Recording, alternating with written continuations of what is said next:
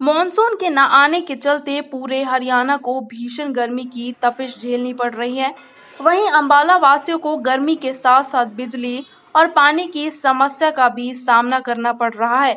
लोगों का कहना है कि अघोषित कटों और लो वोल्टेज के कारण बहुत परेशानियां झेलनी पड़ रही हैं। रात को भी बिजली सप्लाई सही न आने से जागना पड़ रहा है। कई इलाकों में वोल्टेज काफी कम आ रही है, जिसके चलते बिजली के उपकरण काम नहीं कर रहे। वहीं कुछ इलाकों में पीने के पानी से भी जनता को मोहताज होना पड़ रहा है। कहीं पानी की सप्लाई बिल्कुल ही बंद है तो कहीं गंदा पानी आ रहा है। वहीं अधिकारियों का कहना है कि पिछले कुछ दिनों से भीषण गर्मी के चलते कई इलाकों में दिक्कतें आ रही हैं, जिनको जल्द ही समाप्त कर दिया जाएगा। अंजू पानी आ ही नहीं रहा मैडम, गर्मी करके पानी की बहुत ज्यादा दिक्कत हो रही है। ते गर्मी पानी नहीं आ रहा, इस करके कोई काम नहीं हो रहा हैगा। ठीक है, सरकार तो यही अपील कर रही है कि पानी दें प्रॉपर।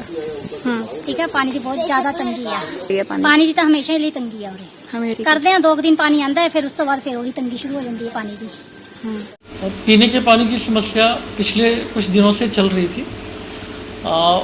उसका कारण था पीछे जो 2-3 बार तूफान आए थे नियर अबाउट इस्माइलपुर से, जहाँ से हमारा रॉ वाटर पंप होता है, वहाँ पे इलेक्ट्रिसिटी बोर्ड के UHBVN के कुछ पिलर्स गिर गए थे, जिसकी वजह से हमारी जो रॉ वाटर की सप्लाई है वो डिस्टर्ब रही थी कुछ दिन। इसकी वजह से शहर में दिक्कत आई थी, लेकिन अभी सप्लाई बिल्कुल ओके है। अब 2-3 दिन से कोई ऐसा कंप्लेंट या कोई ऐसा फ़ोन कॉल हमारे पास नहीं है। अगर हमारी नॉलेज में कोई आता है हम उसको परस्यू करते हैं और प्रायोरिटी पे उसको ठीक करवाते हैं। वो एरिया HSVP के पास है, वो पब्लिक हेल्थ के पास नहीं है, लेकिन जो हमारी नॉलेज में है इरिगेशन के साथ कुछ इश्यूज थे HSVP के। हम कंटिन्यूसली टाई अप कर रहे हैं UHBVN से भी और म्यूनसिपल कॉरपोरेशन से।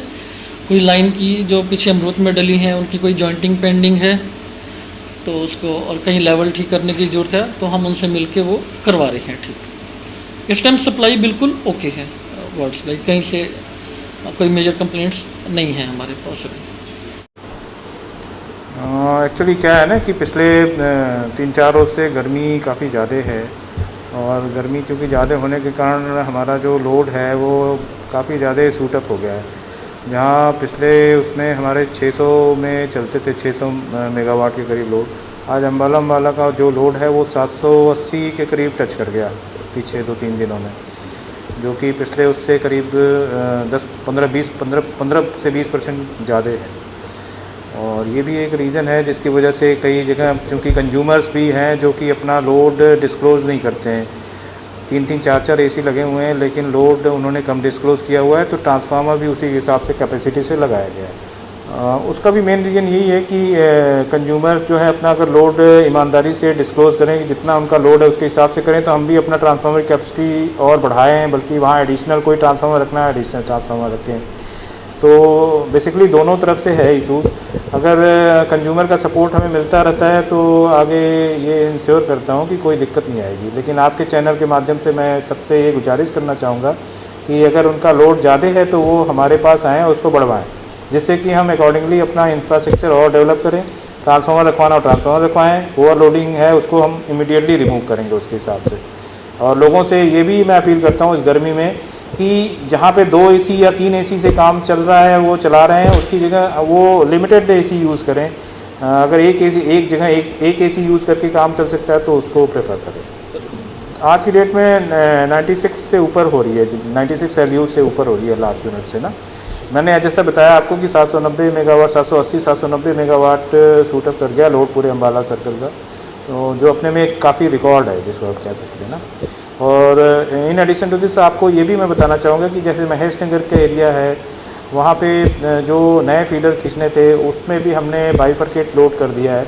जो महेश नगर पहले ओवरलोडेड हुआ करता था, अब वो उसका लोड हमने एक नया PNT फीडर है जिसका लोड काफ़ी कम था, 50 एम्पियर करीब था, तो उस पर हमने लोड डाल के दोनों को बैलेंस कर दिया है, तो उससे भी काफ़ी सहूलियत।